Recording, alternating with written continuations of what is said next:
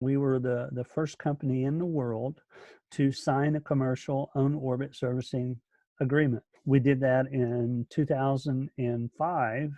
We did it with Singtel Optus to extend the life of a Boeing 601 HP satellite. And the whole premise behind that, and it was our elevator pitch to customers. If they have a vehicle at that time, $250 million vehicle, our elevator pitch is that for 1/3 of the cost of replacement. Now, these satellites last 15 years. So you amortize the cost, you have a cost schedule, and the way it worked at that time was that it would take you about 7.5, 8 years to recoup your cost. And then the satellite was a money printer for 7 years. And so the idea is that for 1/3 of the replacement price, we can give you 10 extra years of service. And so that's an elevator pitch, because immediately, if you're pitching that to an executive, they go, oh, 10 extra years, blah, blah, blah. Oh, I've got me a money printer. My money printer continues to function. This is Jason Kanigan, the founder of Cold Star Technologies and the host of this program, the Cold Star Project. I am here with the one and only Dennis Wingo, who I keep seeing everywhere and have for about the last year or so, tweeting and commenting and whatnot. He's the founder and CEO of Skycorp Inc. and author of a book called Moonrush, Improving Life on Earth with the Moon's Resources. And I like that you call yourself a technoarcheologist. Dennis, thanks for being here on the show. Yes, sir. Thank you for having me today. It's a lot of fun, and the whole technoarchaeology thing, that's a hootenanny as well, as we say in the South. All right. Well, I moved to North Carolina, which is sort of the South, from Vancouver about 10 years ago. So I'm still getting used to that culture, although I've enjoyed it a lot. So let's jump right in. You have a lot of technical experience and worked on many, many projects. There's a term here, advanced mission planning, that popped out at me from your LinkedIn profile as one of your specialties. Can you define that for us and give us some examples of it in action? Well, advanced mission planning that's kind of they used to call it ideation, or they call it in Hollywood ideation. Advanced mission planning, for example, our friends at Northrop Grumman just did a successful docking of the MEV-1 to the Intelsat satellite. Well, that entire mission concept is one that I developed along with some others at a company we had called Orbital Recovery. And so that was kind of an end-to-end imagining of what is the lowest research and development cost, lowest cost to get to an operational system type of mission. So my boss at that time said, what is the least amount of money that we can spend in research and development to get to a viable product in on-orbit servicing? And so the mission concept of a parasitic vehicle that would dock to a geosynchronous communication satellite and take over its attitude control and station keeping was the result. And I applied for a patent on it, which was granted. And then eventually, through many, many toils and snares, I ended up selling that to Orbital ATK, now Northrop Grumman, and now that is executed. Other examples are like on the moon. And this is in Moonrush, is that how would we set up industrial facilities, or what is the process and what are we going to do end to end for industrialization of the moon? So these are the types of things in terms of both advanced mission planning, and I like to do the end to end, from advanced mission planning in the beginning all the way through execution. Okay. And so it's a larger, more strategic look at things rather than just a piece of the puzzle? Well, it's, if you use the military terms, it's strategic planning along with tactical execution. Okay. So it allows you to start up here and come down to how are we actually going to do this? Yeah, general to specific kind of format.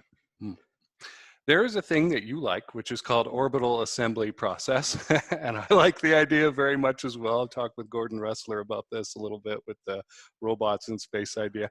How did you arrive at the conclusion that this is really a vital thing, and what steps do you think are necessary for achieving it? Well, it goes back actually to the historical aspect.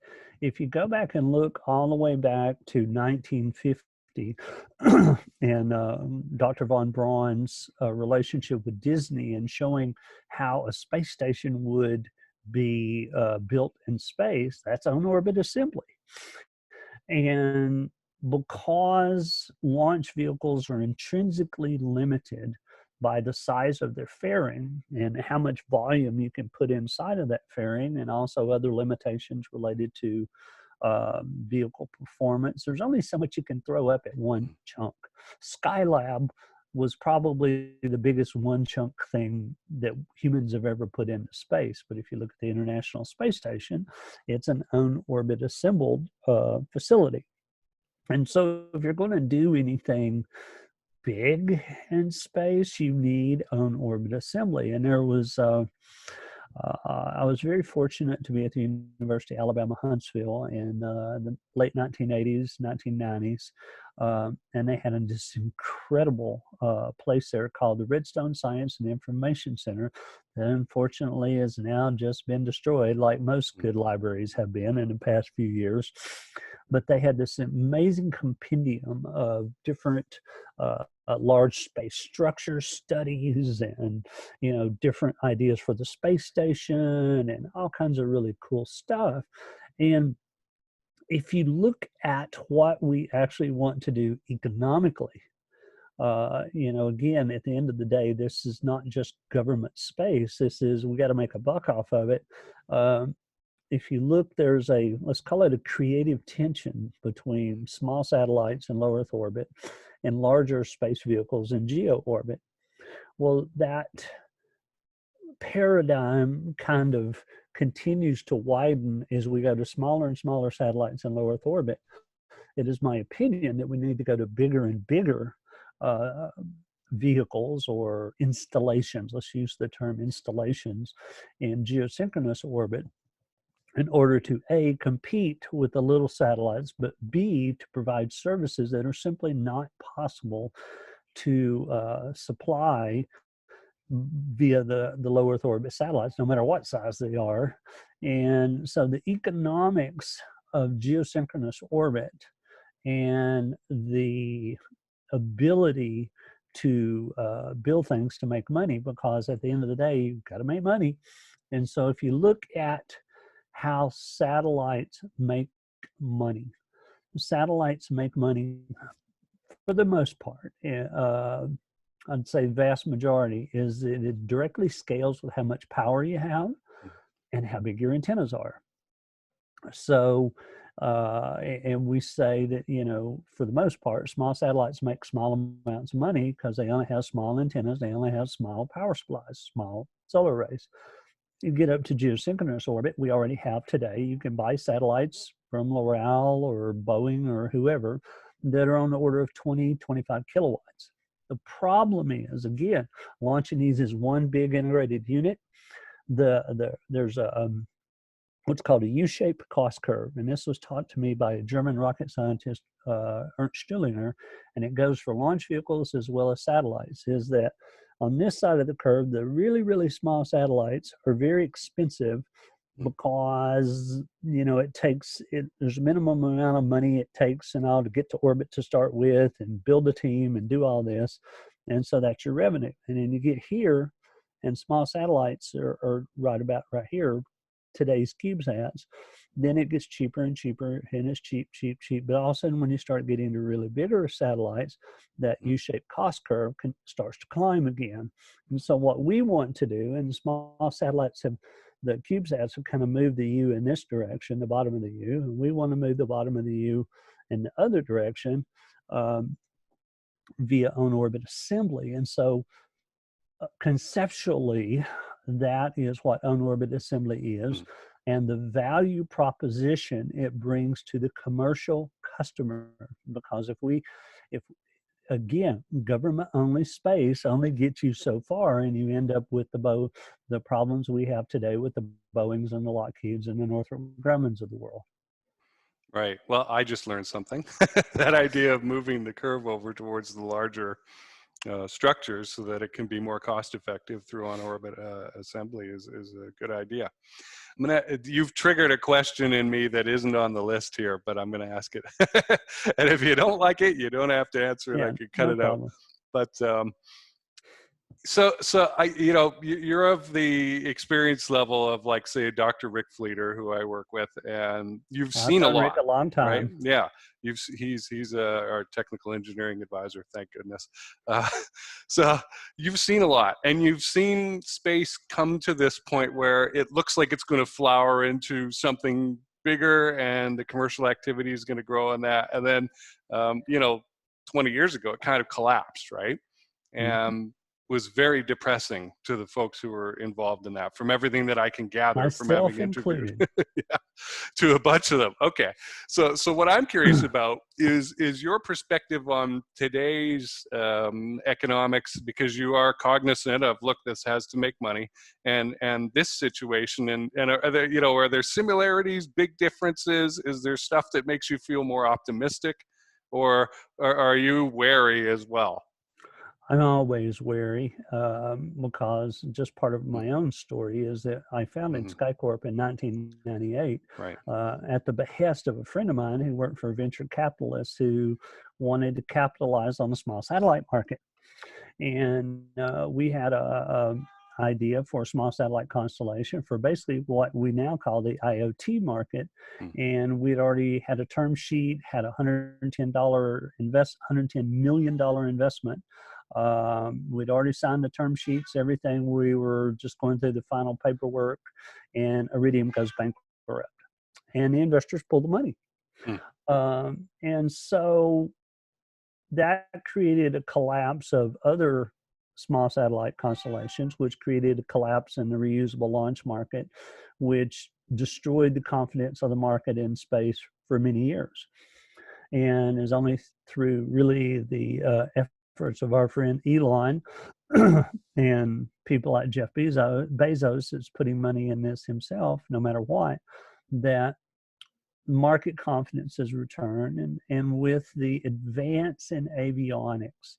And I think the advance in avionics has been a key enabler for the very small satellites over time here. And so it's a little different than before in that we have Elon now, and we have a lower launch cost, but launch cost isn't everything, because and I had this discussion with Elon in 2002, is either 2002, 2003, when he was starting SpaceX. I said, if launch was free, if you were giving your launch vehicles away, there would still be an issue in the market of being able to, one, catch up with free rockets and create new opportunities.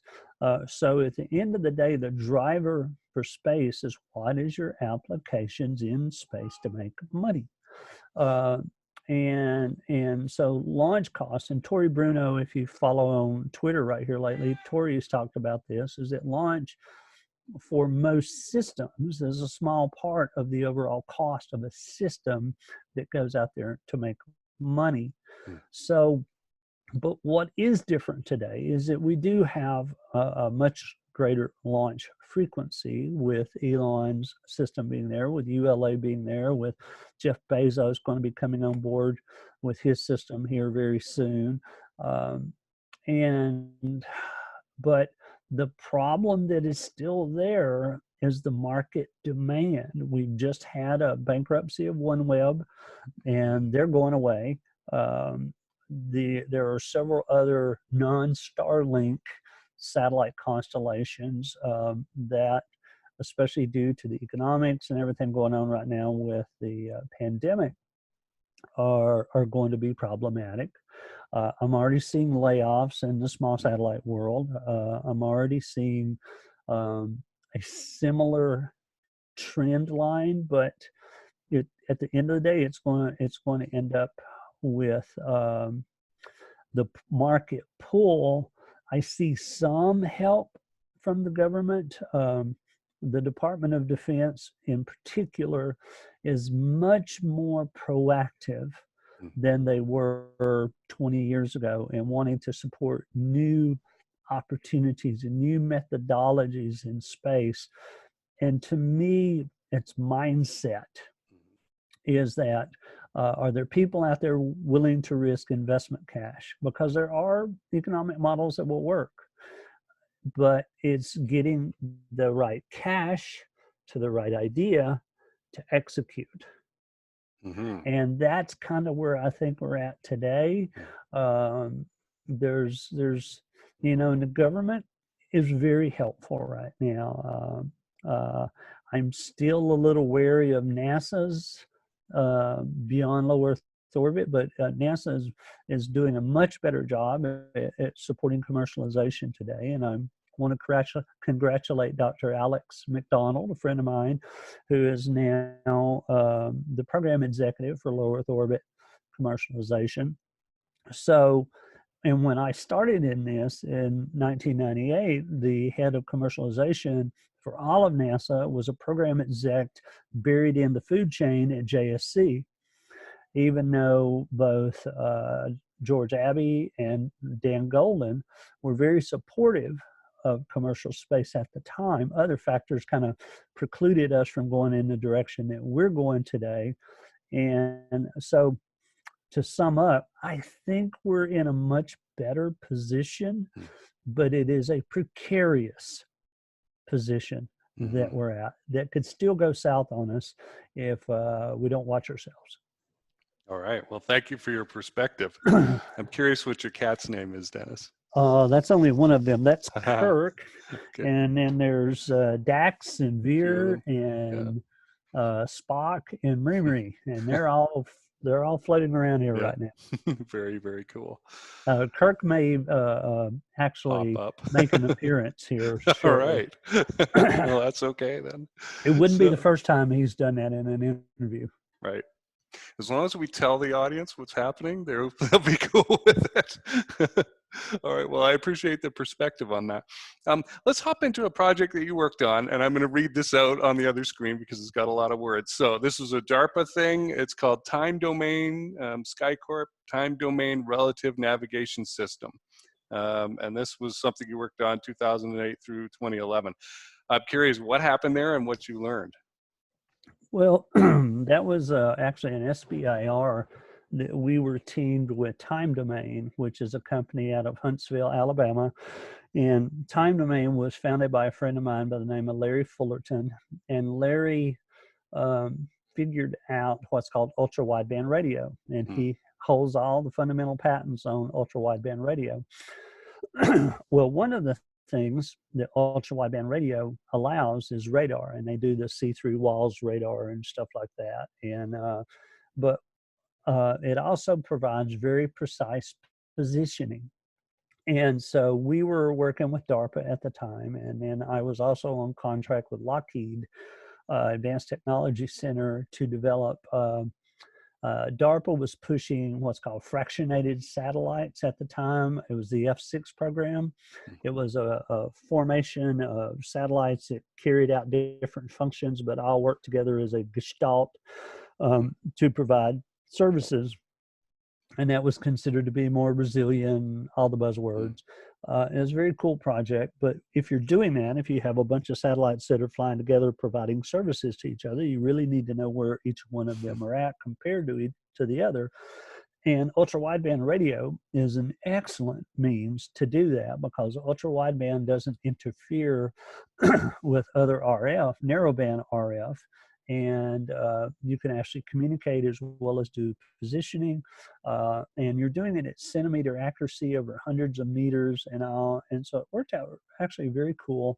And there's many other applications for this pertaining to swarm robotics, for example, and I happen to know there's a major Silicon Valley corporation that's working that issue right now in autonomous vehicles. I won't say which one, but ultra wideband radio is is an enabler. It is an alternative to the LiDAR that some of the other major, really big corporations are using for autonomy. And so there's a lot of applications for that technology, like on the moon.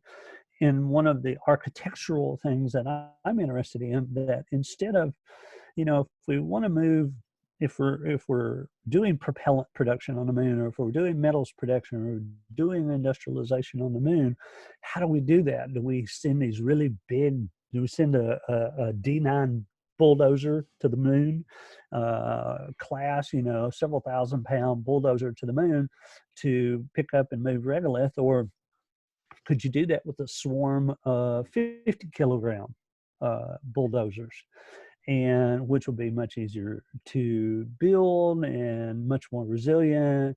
You don't have a single point failure. So there is advanced mission planning here aspect, that if you had a whole swarm of these that worked together, that knew where each other were in moving regolith, it might, if you had 50 rovers moving a kilogram of regolith or 10 kilograms of regolith each, that would probably be more robust system than a single big D9 dozer that has to pick up, a big bucket and drive it over here. And, so there's a lot of value in the time domain relative navigation system, I think, is a key enabler for such technologies on the surface where you don't have to have a lunar GPS system.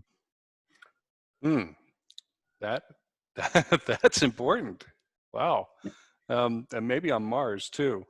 Oh, interesting. Yeah, interesting. Anywhere. Yeah. For folks listening or watching, what Dennis is talking about here is a great addition to what I've discussed with Dr. Paul Van Suzante and also Nicole Shoemaker. Those episodes talk about the difficulties of working with stuff on the moon. Everything you think is just upside down there. And so the idea of robotics and multiple vehicles that are small rather than one big one, things tend to get chewed up really fast over there.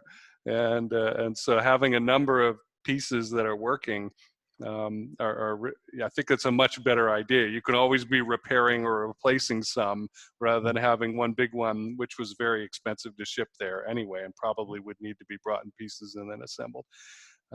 Fascinating. In ancient times, the folks, say, sieging someplace would have a big army, and those guys would have nothing to do all day. So they might take a scoop of dirt and bring it over. And if you have 10,000 guys or 30,000 guys scooping a small amount of earth, you can build a hill up the wall of the fortification you're besieging. So that I think is the kind of thinking here that applies. Well, very, very cool. That's certainly the case even in the Americas with the I'm from Alabama, and they have the Moundville Mounds, which are big Indian mounds. Some of them are over 100 feet tall. That's exactly how they did it. Yeah, you don't need a giant earth mover, just some guys doing consistently over and over and over again, doing a small activity. You can't afford to be second best. You need to be first, and that requires speed. Now, if you're thinking that growth is supposed to be slow and steady, frankly, the way I was taught back in the 90s in the operations management and business administration programs, you are too slow. We have to adapt. And in space, it's no different than anywhere else. People like to think they're special in space, and it is fun, all the stuff we get to work on, but business is business. The fundamentals nowadays are conservative growth is not good. You need to run as fast as you can and risk outstripping your supply lines, which means in our world, using up the capital that we've got. That's a risk. But there is no prize for second place. There certainly is no prize for third. If you want to scale operationally fast, come talk to us at Cold Star Tech. We are the process experts for scaling fast. Now back to the interview. So here's something that we have the compliance stamp on, and we'll see what we can discuss here. I'm curious to learn about this space logistics system that you licensed to Orbital ADK, what it does and what you learned through the process of creating it and licensing it, and then maybe supporting it afterwards. I don't know how that worked. We actually founded a company, and we were the first company in the world to sign a commercial on-orbit servicing agreement. We did that in 2005 with an Australian company. I forget the name of it now. Singtel Optus. We did it with Singtel Optus to do to extend the life of a Boeing 601 HP satellite, and the whole premise behind that, and it was our elevator pitch to customers. If they have a vehicle at that time, $250 million vehicle, our elevator pitch is that for 1/3 of the cost of replacement. Now, these satellites last 15 years.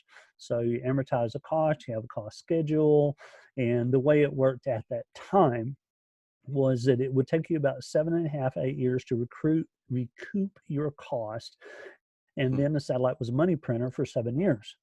And so the idea is that for 1/3 of the replacement price, we can give you 10 extra years of service. And so that's an elevator pitch, because immediately, if you're pitching that to an executive, they go, oh, 10 extra years, blah, blah, blah. Oh, I've got me a money printer. My money printer continues to function. And we universally, and we founded this in around March of 2002. And when we started doing this, we had our coming out satellite finance show in 2002, and we had universal acceptance by the geosynchronous communication satellite business. But because our lead investor ended up being arrested and spent 7 years in Club Fed, that kind of put a crimp in our plans for commercialization. And so after the company's demise, and most of our investors at the time were European aerospace companies, and how we ended up in Europe's a whole nother story. But at that time, we had a bunch of European investors and all, and they gave me back the patent. And so we took that, and one of our potential investors had been ATK. And so we'd worked with them and talked to them. And then after Orbital Recovery's demise, they came to me and said, hey, would you license it? And we talked, and we did. And I supported them technically and all in the beginning of their process. And then years later, we sold the patent to them, which enabled them to sign their commercial on-orbit servicing agreement with Intelsat.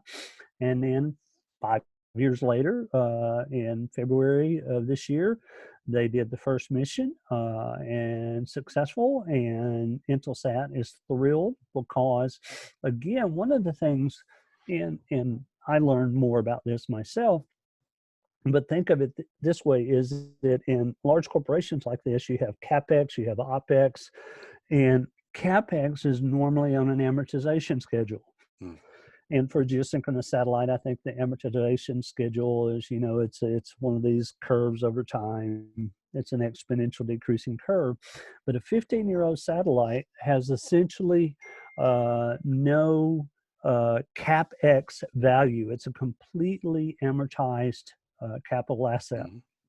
So if you go up and say, hey, Mr. Intelsat or whoever, as a service, we will take over your attitude control and station keeping and keep your satellite operational for X number of years. So now I've just moved the cost from CapEx into OpEx, which is fully write it off every year. It's an operational expense. And so I've just helped, especially in a company that is financially constrained the way Intelsat is right now. The CapEx is much less. I move it into OpEx, is completely write-offable. And then if the satellite breaks and you just say, well, we're done with the service, go somewhere else. It has many, many, many financial advantages to the customer. And at the end of the day, the way you make money in your business is to help your customer make more money. And if you have to provide a compelling value to your customer, and that is what the MEV does.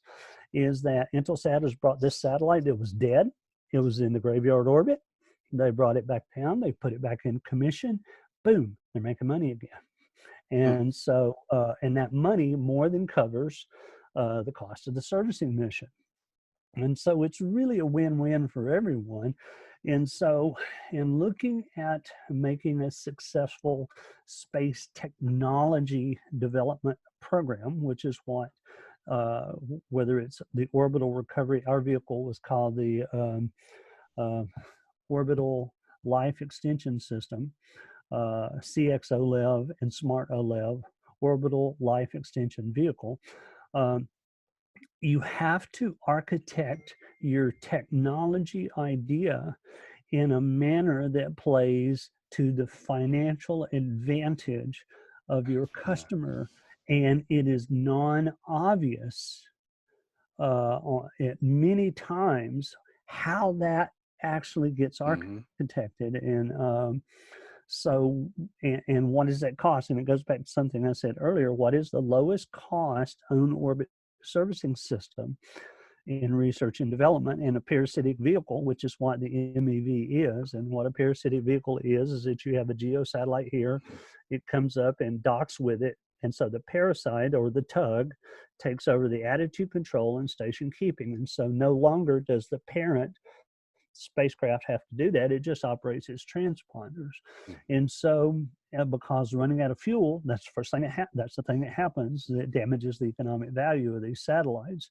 And so if you play to these different financial aspects, there opens up another entirely new economic model for space. And we worked very closely with the satellite insurance industry. And there is a codicil in every single satellite operator insurance policy that says if your satellite fails for a reason X, Y, or Z, you are required, as a basis of your insurance, to do everything possible or practical to mitigate the loss to the insurers. Now, before an on-orbit servicing vehicle is up there, an on-orbit servicing vehicle is not part of the practical methods for mitigating loss. But now there's actually a successful on-orbit servicing vehicle up there. So now the insurance underwriters can say, Intelsat or Eutelsat or whoever, there is now a methodology, say a thruster leaks and you run out of fuel or something like that. So now the insurance companies can say, you need to use that on-orbit servicing vehicle because you got a $100 million satellite or a $300 million satellite that's still got 10 years of good life left on it, but it's out of fuel because of you had a problem or your thruster stuck or something like that. And so now you have changed the whole insurance paradigm. And this is what happened in the 1980s with NASA and the space shuttle and the missions to where they went up and a satellite would fail, the upper stage would fail in low Earth orbit. And they retrieved these satellites, put new upper stages on them and sent them on up to geo orbit. But until you have it, the operator comes back and says, well, the service isn't up here yet. These guys are talking about it in 2 or 3 years, but it's not here yet. Now that it's here, it changes the economics of commercial space. And that is what we communicated to ATK, Orbital ATK, and now Northrop Grumman. And they are reaping the benefits of the risk that they eventually took. And it was with a lot of pain and suffering inside of the respective companies that they did that. But again, a technological solution that solves an economic problem that makes your customers more money. Right. Wow. That was eye-opening. We're talking my language here, the shift of the money from CapEx to OpEx, for example, and where those expenses go, because there was no room left in CapEx. This kind of category of the money is really, really important. one of the things that I've seen a lot is the desire for those manufacturing satellites to want to get rid of the testing as much as possible, because that's kind of a dead cost on the side of things, right? They want to But get it that thing up isn't. there. It isn't, right? But so what I want to do is change the category of where that is, right? So that it's more palatable to people who are more money, financial oriented, and less engineering, testing oriented, right? Yeah, So that well, they eat their medicine, I guess, a little bit more but palatable. my position on something like that Mm-hmm. is that we see the result of that mindset at Boeing Yeah. today. Mm-hmm. Okay, mine is to take the economist that said that and says, "See this piece of glass right here? Bam, bam, bam, bam, bam, bam. You know, wake up." Yeah. That is what they're taught in business school. Mm-hmm. That's what these economists and economic and finance people are taught, but they're taught wrong. Mm-hmm. And inadequate testing is what gave us the 737 MAX. Mm-hmm. Inadequate attention to engineering discipline as well. And how much is that costing Boeing a month right now? It's costing them $1 billion a month. You simply cannot skimp on the most important aspect of all in the development of a system. And I'll give you another example. And this is with functional operational companies that are doing this. And I can't tell you the company, but a friend of mine who works for a satellite operator said 1/3 of the cost of a geosynchronous communication satellite is rework on the manufacturing floor. I believe it. Yep. And so as a test engineer, which is my background at the end of the day, I'll go, okay, how can I streamline those costs? How can technologically I achieve the same goal, which is a quality product, but at a lower cost? Mm-hmm. And there's ways of doing this. And I go back to my early days in the computer industry. We had wave soldering machines to send boards through.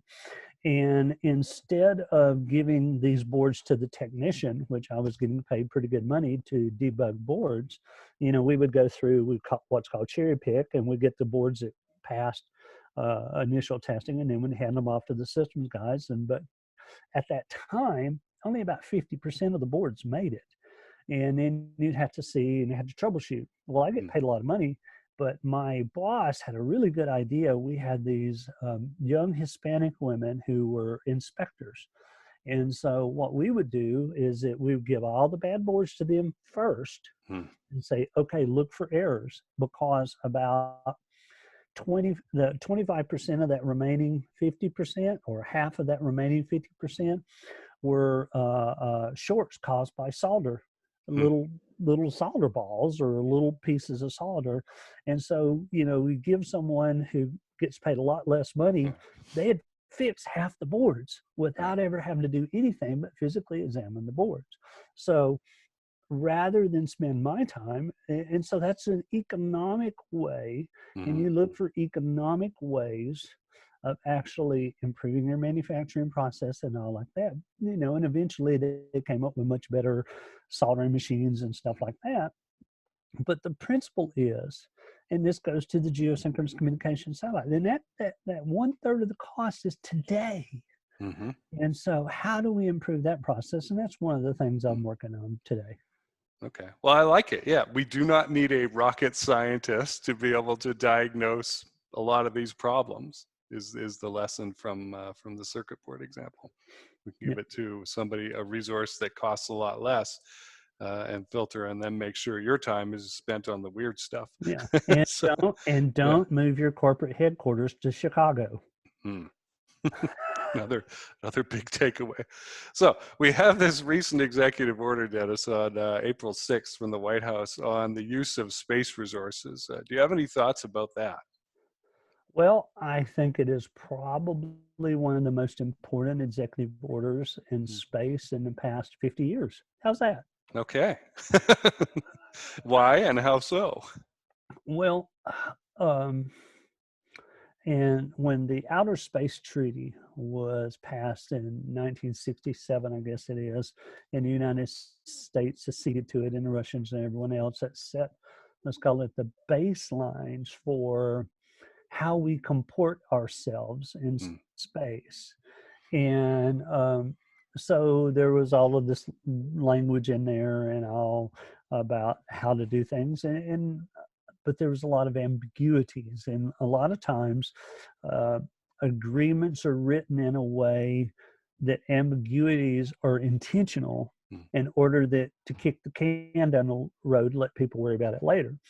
Well, there was a follow-on to the Outer Space Treaty called the Moon Treaty that was attempted in the United Nations, but through the efforts of people like Jerry Pournelle and a lot of space, the very earliest victory of the space advocacy community in the United States was to block our signing and Senate confirmation of the Moon Treaty, because the Moon Treaty was much more restrictive with all of this, let's call it quasi-communist view that, you know, the universe is the common heritage of all mankind and blah, blah, blah. And the language was written in a manner that would preclude basically capitalism in space. And so even though we didn't sign it, there was a few countries who did. And so it was not quite a dead letter, because I think they required 10 countries before it came into force, but it's only in force on those 10 countries. But over time, with, let's call it the growing interest and or capability to do things like what I talk about all the time, which is lunar industrialization, the utilization of resources, John Lewis with mining the sky and things like that, there became a, let's call it a renewed interest by certain countries to implement the Moon Treaty.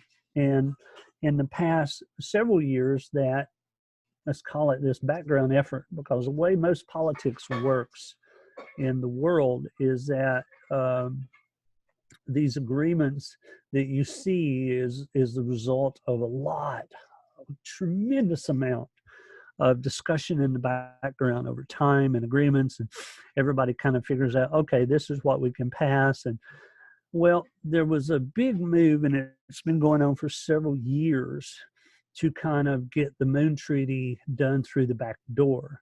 Because if the European Union accedes to it, or a certain number of countries in the European Union accede to it, then it becomes binding on the entire European Union. If it becomes binding on the entire European Union, then that puts a constraint on the United States and our ability to do things, because, you know, you don't want to go completely contrary to everybody in the world.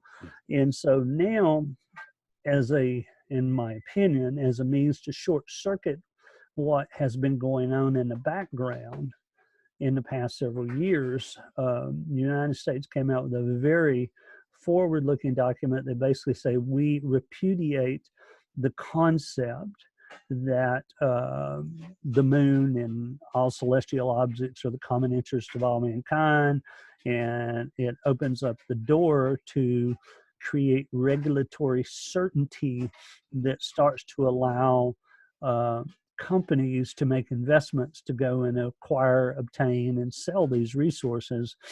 And there's other efforts underway here in the United States. There's a effort by some people.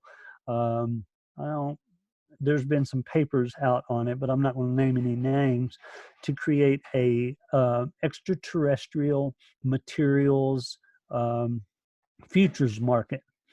And this would be for water, this would be for metals, this would be for finished products, this would be for things manufactured, obtained from resources off planet, whether that be the moon, the asteroids, Mars, wherever. And so it starts to create all of the normal economic levers that are used to integrate a new resource base or new technological base, because space resources is obviously the largest resource base, thousands of, orders and orders of magnitude larger than our resource base here on the Earth. And if we start putting together the legal and regulatory systems for that, we start to be able to move forward. Well, that's super exciting. I like it.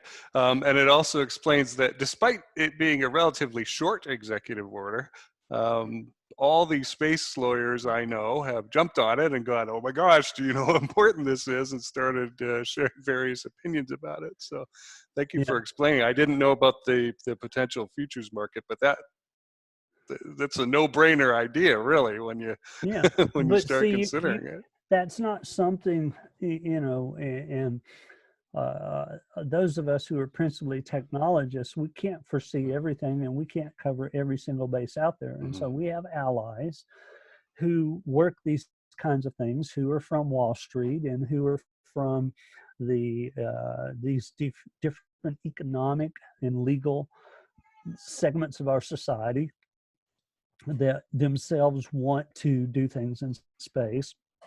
But since they can't build a satellite or a launch vehicle,